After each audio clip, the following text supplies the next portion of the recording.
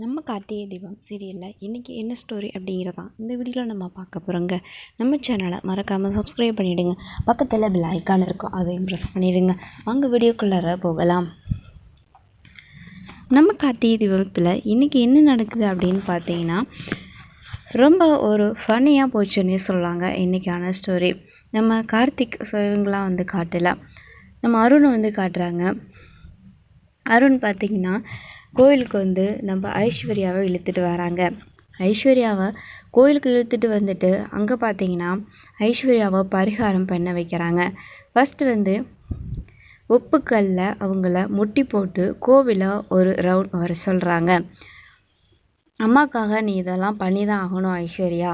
அன்றைக்கி ஹாஸ்பிட்டலில் மட்டும் நீ அம்மாவுக்காக நான் அவ்வளோ வேண்டுதல் வந்து பண்ணுறேன், இத்தனை வேண்டுதல் பண்ணுறேன்னு நீ சொன்ன, அதெல்லாம் சும்மா தானா, வாய் வார்த்தை தானா அப்படின்னு சொல்லிட்டு ஐஸ்வர்யாவை கோயிலுக்கு இழுத்துட்டு வந்துட்டு அவங்கள பரிகாரம் பண்ண வைக்கிறாங்க. ஃபர்ஸ்ட் வந்து உப்புக்கல்ல முட்டி போட்டு நடக்க வைக்கிறாங்க. ஸோ சுற்றி வந்துடுறாங்க. நடக்க முடியல, என்னால் முடியலன்னே சொல்கிறாங்க அந்த பரிகாரம் முடிகிற வரைக்கும். அதுக்கப்புறம் பார்த்திங்கன்னா அவங்களுக்கு அழகு குத்தி விட்டுறாங்க. அந்த இடத்துல வந்து அட பாவி, ஸோ என்னை இப்படி வந்து குத்தி விட்டிங்களே அழகு அப்படின்னு சொல்லிட்டு மனசுக்குள்ளேயே வந்துட்டு செம்ம காண்டில் இருக்காங்க அந்த பூசாரி மேலே. அப்போது வந்து உன்னை கொல்லாமல் விட மாட்டேன்டா அப்படின்னு சொல்லிட்டு பூசாரியை பார்த்து விரலிட்டுறாங்க. இப்போல்லாம் ஒன் பாத்ரூம்லாம் போக முடியாதுமா அப்படிங்கிறாங்க. அதுக்கப்புறம் மறுபடியும் சொல்கிறாங்க, நீ நாசமாக போக அப்படின்றாங்க. இவங்க ஒன்ஸ் மோர் கேட்குற மாதிரி இருக்குது. மறுபடியும் இந்த அழகை பிடுங்கி குத்துவோமா அப்படின்னு சொல்லி கேட்குறாங்க. ஐயோ சாமி அதெல்லாம் வேண்டாம் அப்படின்னு சொல்கிறாங்க அருண். அதுக்கப்புறம் மறுபடியும் வந்து கையை நீட்டுறாங்க. நாசமாக போக நீ அப்படின்னு சொன்னோடனே, என்னம்மா தீச்சட்டி எடுக்கணுமா, ஸோ அது இது வந்து அடுத்த ரவுண்டுமா அப்படின்னு சொல்கிறாங்க அந்த பூசாரி. அதுக்கப்புறம் பார்த்திங்கன்னா அழகு குத்திக்கிட்டு ஒரு ரவுண்டு வராங்க கோவிலை. அதுக்கப்புறம் வந்து கை நீட்டுமா அப்படிங்கிறாங்க. 2 கையும் நீட்டுமா அப்படின்னோடனே 2 கையிலையுமே தீச்சட்டியை வச்சு விட்டுறாங்க. ஸோ அதையும் தூக்கிட்டு கோவிலை 2 ரவுண்டு வராங்க.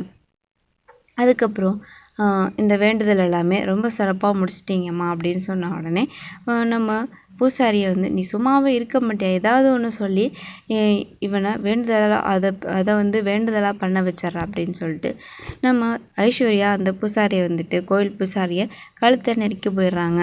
பூசாரி ஐயோ என்னை ஆளை விடுங்கன்னு சொல்லி ஓடி போயிடுறாங்க. அதுக்கப்புறம் பார்த்திங்கன்னா அருண் வந்து சாமிக்கிட்ட வேண்டிக்கிறாங்க. ஸோ ஐஸ்வர்யாவை நான் இப்படி கொடுமைப்படுத்தி உங்களுக்காக வந்து இந்த வேண்டுதலெல்லாம் பண்ண வச்சுருக்கேன். ஆனால் இது எல்லாமே வந்து அம்மாக்காக தான், ஐஸ்வர்யாவுக்கு நல்ல புத்தியை கொடுக்கணும் அப்படிங்கிறதுனால தான். இன்னொரு பக்கம் இந்த ஐஸ்வர்யாவுக்கு நல்ல புத்தியை கொடுங்க, நான் கண்டிப்பாக உங்களுக்கு விரதம் இருந்து பூக்குழி இறங்குறேன் அப்படின்ற மாதிரி அருணும் வேண்டிக்கிறாங்க.